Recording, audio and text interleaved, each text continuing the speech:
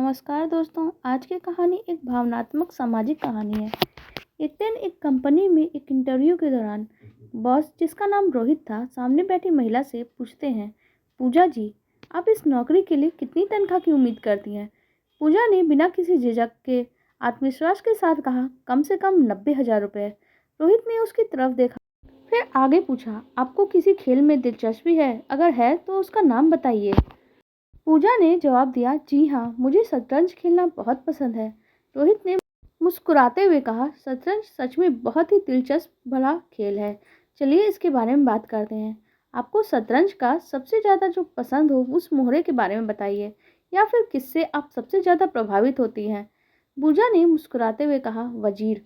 रोहित ने उत्सुकता से पूछा, क्यों? जबकि मुझे लगता है घोड़े की चाल तो सबसे अनोखी होती है। इस पर पूजा ने गंभीरता से जवाब दिया, वास्तव में घोड़े की चाल बहुत ही दिलचस्प होती है, लेकिन वजीर में वो सभी गुण होते हैं जो बाकी मोहरों में अलग अलग रूप से पाए जाते हैं। वह कभी मोहरे की तरह एक कदम बढ़ाकर राजा को बचाता है, तो कभी तिरछा चल के हैरान कर देता है, कभी ढाल बन के राजा की रक्षा करता है। रोहित ने उसकी समझ से प्रभावित होते हुए कहा, बहुत ही दिलचस्प, लेकिन राजा के बारे में आपकी क्या राय है? पूजा ने तुरंत ही जवाब दिया, सर, मैं राजा को शतरंज के खेल में सबसे ज़्यादा कमज़ोर मानती हूँ। वह खुद को बचाने के लिए केवल एक ही कदम उठा सकता है, जबकि वजीर उसकी हर दिशा से रक्षा कर सकता है। रोहित पूजा के जवाब से बहुत प्रभावित हुआ और बोला, बहुत ही शानदार, बेहतरीन जवाब। अब आप ये बताइए, आप खुद को इनमें से किस मोहरे की तरह मानती हैं? पूजा ने बिना किसी देर के जवाब दिया, राजा की तरह। रोहित इस जवाब से हैरानी में पड़ गया और बोला, लेकिन अभी तो आपने राजा को सबसे कमजोर और सीमित बताया है, जो हमेशा वजीर की मदद का इंतजार करता है। लेकिन फिर आप खुद को राजा क्यों मानती हैं?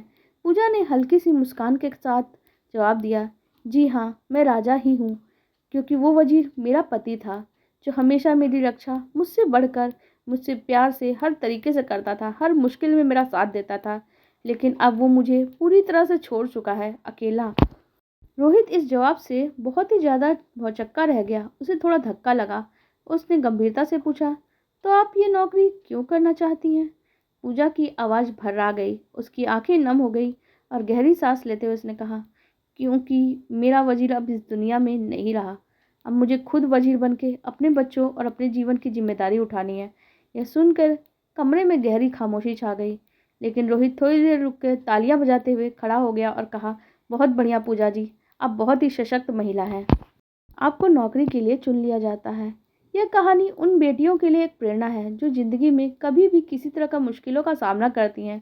बेटियों को अच्छी शिक्षा परवरिश देना बहुत ज़रूरी है, ताकि अगर कठिन परिस्थितियों का सामना करना पड़े तो वो खुद वजीर बन के अपने और अपने परिवार के लिए एक मजबूत ढाल बन सके। किसी विद्वान ने कहा है, एक बेहतरीन पत्नी वह होती है जो अपने पति की मौजूदगी में एक आदर्श स्त्री होती है, पर पति की गैर मौजूदगी में एक मर्द की तरह परिवार का बोझ उठा सकती है।